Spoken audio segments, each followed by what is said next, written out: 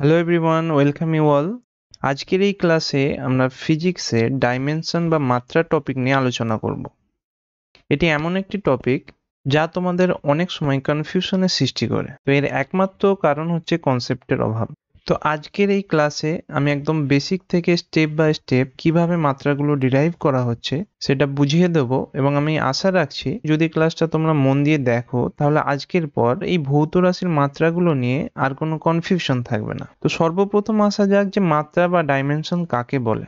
কোনো একটি ভৌত রাশি যেভাবে দৈর্ঘ্য, ভর এবং সময়ের সঙ্গে সম্পর্কযুক্ত। তাহলে আমি কি বললাম? কোনো একটা ভৌত রাশি ভর, দৈর্ঘ্য এবং সময়ের সঙ্গে যেভাবে সম্পর্কযুক্ত সেটাই ওই ভৌত রাশির মাত্রা। এই যে ভর, দৈর্ঘ্য আর সময়, এই তিনটে ফিজিক্যাল কোয়ান্টিটি আছে, এদের এককগুলোকে মৌলিক একক বলা হয়। এটা তোমরা নিশ্চয়ই জানো। মাত্রা বার করার আগে তোমাদের ইংলিশ টার্মগুলো মনে রাখতে হবে। যেমন ভরকে কি বলা হয়? মাস, দৈর্ঘ্যকে লেন্থ, আর সময়কে টাইম। যদি ইংলিশটা মনে রাখতে পারো তাহলে কোন কোয়ান্টিটিকে কি দ্বারা ডিনোট করা হয় সেটা ইজিলি তোমরা বুঝে নিতে পারবে। যেমন ভরকে কোন লেটার দ্বারা ডিনোট করা হয়? এটা হচ্ছে এম। দৈর্ঘ্য মানে লেন্থ, তো লেন্থকে কি দ্বারা ডিনোট করা হয়? এটা হচ্ছে এল। আর সময়কে কি দ্বারা ডিনোট করা হয়? এটা হচ্ছে টি। তাহলে কোনো ভৌত রাশির মাত্রা মানে তাকে এম, এল এবং টি দ্বারা প্রকাশ করা। এই পর্যন্ত বোঝা গেছে। এরপর আমরা একটা একটা করে ভৌত রাশি নিয়ে আলোচনা করব। প্রথমে দেখো সরণ বা ডিসপ্লেসমেন্ট। মনে করো তুমি একটা পজিশনে ছিলে, সেখান থেকে কিছুটা দূরত্ব গেছো। তাহলে এখানে তোমার দ্বারা সরণ করা হলো, মানে কিছুটা দূরত্ব যাওয়া হলো। তাহলে সরণের একক মানে আর কিছুই না, সেটা হলো দৈর্ঘ্যের একক, অর্থাৎ এল হবে। ঠিক আছে। এরপর আছে ক্ষেত্রফল বা এরিয়া। ক্ষেত্রফলের ইন জেনারেল সূত্র কি? দৈর্ঘ্য ইন্টু প্রস্থ। এবার যখন মাত্রা বের করবে, দৈর্ঘ্যের মাত্রা কি হবে? এল।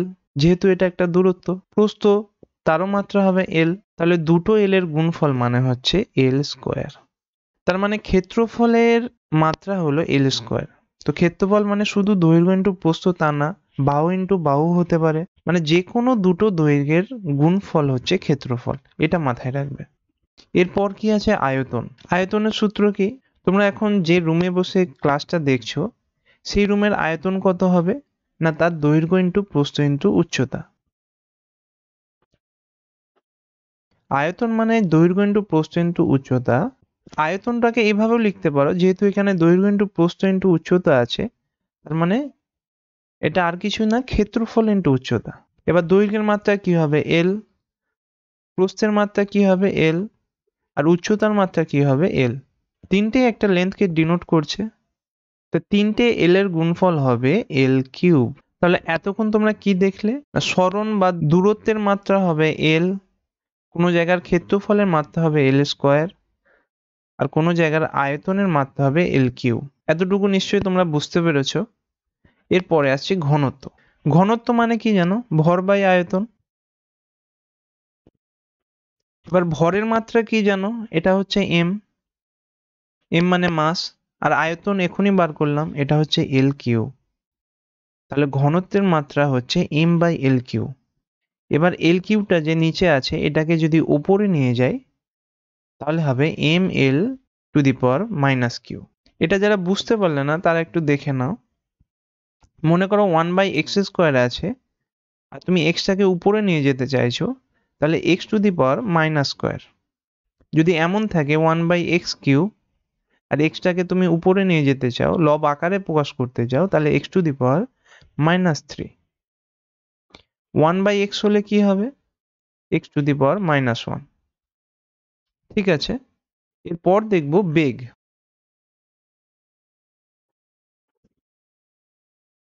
বেগ মানে আমরা কি জানি? দূরত্ব বাই সময়, বা সরণ বাই সময় বলতে পারো। তাহলে দূরত্ব বা সরণের একক কি? এল। সময়ের একক কি? টি। তাহলে এল বাই টি হলে টি উপরে গেলে কত হবে? এল টি -1। তাহলে বেগ মানে ভেলোসিটি বা স্পিডের মাত্রা কত হবে? এল টি -1। নেক্সট আসছে ভরবেগ। ভরবেগ মানে বুঝতে পারছো, এটা ভর এবং বেগের গুণফল। তাহলে ভরের মাত্রা কি হবে? এম।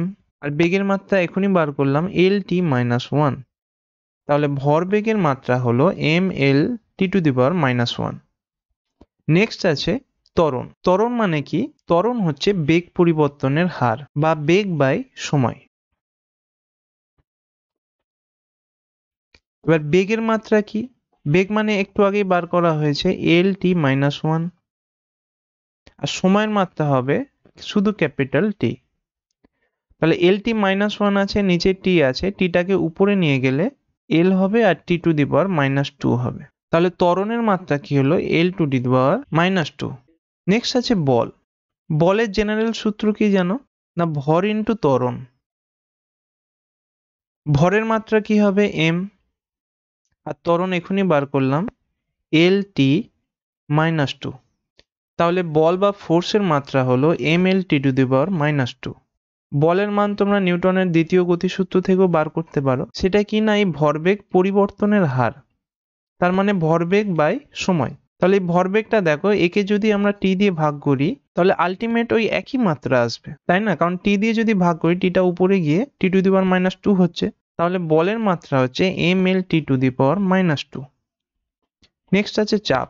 চাপ মানে কি জানো? একক ক্ষেত্রফলের উপর প্রযুক্ত বল। তাহলে বল বাই ক্ষেত্রফল বা এরিয়া। বলের মাত্রা এখনই বার করলাম mlt⁻², আর এরিয়া বা ক্ষেত্রফল মানে হচ্ছে l²। তাহলে l² উপরে গেলে কি হবে? m, আগে শুধুমাত্র l ছিল মানে আগে 1 ছিল, আর এখন 2টা উপরে গেছে তার মানে -1, আর t⁻² হবে। তাহলে কি দেখলাম? চাপের মাত্রা হলো ml⁻⁻1 t⁻²। এরপরে দেখব কার্য। কার্য মানে কি? কোনো বস্তুর উপর তুমি বল প্রয়োগ করছো এবং তাকে কিছুটা সরিয়ে দিচ্ছ, তার মানে তুমি তার উপর কার্য করলে। কার্যের সূত্র কি? বল ইন্টু সরণ। বলের মাত্রা একটু আগেই আমরা পেলাম mlt⁻², তার সঙ্গে সরণ মানে l এর গুণ হচ্ছে, তাহলে গুণ করলে কি হবে? ml² t⁻²। কার্যের পরে আছে ক্ষমতা বা পাওয়ার। ক্ষমতার সংজ্ঞা কি? না কার্যের হারকে বলা হয় ক্ষমতা, তার মানে একক সময়ে যতটা কাজ করা হচ্ছে। অর্থাৎ ক্ষমতা মানে ওয়ার্ক বাই টাইম বা কার্য বাই সময়। কার্যের মাত্রা উপরেই বার হলো ml² t⁻², তার সঙ্গে নিচে হবে ক্যাপিটাল টি। টিকে উপরে নিয়ে গেলে কত হবে? m তো একই থাকছে, l²টাও চেঞ্জ হবে না, শুধু t⁻³ হবে। তাহলে ক্ষমতার একক কি দেখলাম? ml² t⁻³। এরপর আছে শক্তি বা এনার্জি। শক্তির সংজ্ঞা কি জানো? যে কার্য করার সামর্থ্য। তার মানে এটাই বোঝাচ্ছে যে কার্যের যা মাত্রা হবে শক্তির মাত্রাও সেম থাকবে, অর্থাৎ শক্তির মাত্রা হবে ml² t⁻²। তাহলে আরেকবার পরপর দেখে নাও। প্রথমে উপরে দেখো, বেগের মাত্রা হচ্ছে lt-1, ভরবেগের হচ্ছে mlt⁻², ত্বরণের lt-2, বলের হবে mlt-2, চাপের হবে ml-1 t-2, কার্যের হবে ml² t⁻², ক্ষমতা হবে ml² t⁻³ আর শক্তির একক মানে কার্যের একক। এর সঙ্গে আরো কিছু একক আমরা দেখে নেব। প্রথমে হচ্ছে কোণ।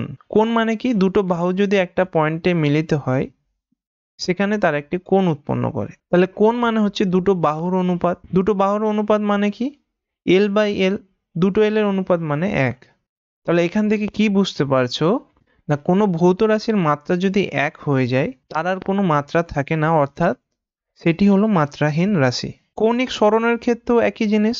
মনে করো একটা বল এখানে আছে, তাকে একটি বৃত্তচাপ বরাবর ছোঁড়া হলো, সে এই পয়েন্টটাই গেল, তো সে কতটুকু গেল সেটাই হলো তার কৌণিক সরণ।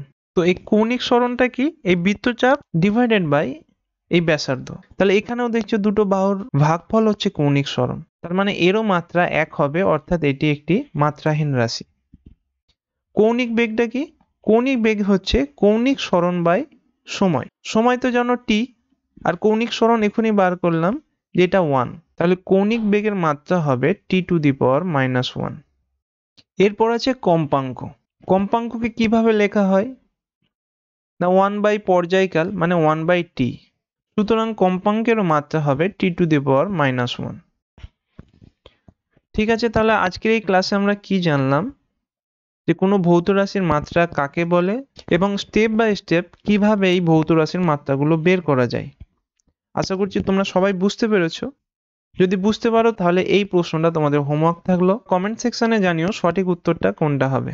ঠিক আছে, আজকের এই ক্লাসটা এখানে এন্ড আপ করলাম। কোনো জায়গায় যদি অসুবিধা হয় তোমরা কমেন্ট করে জানাতে পারো। Thank you for watching.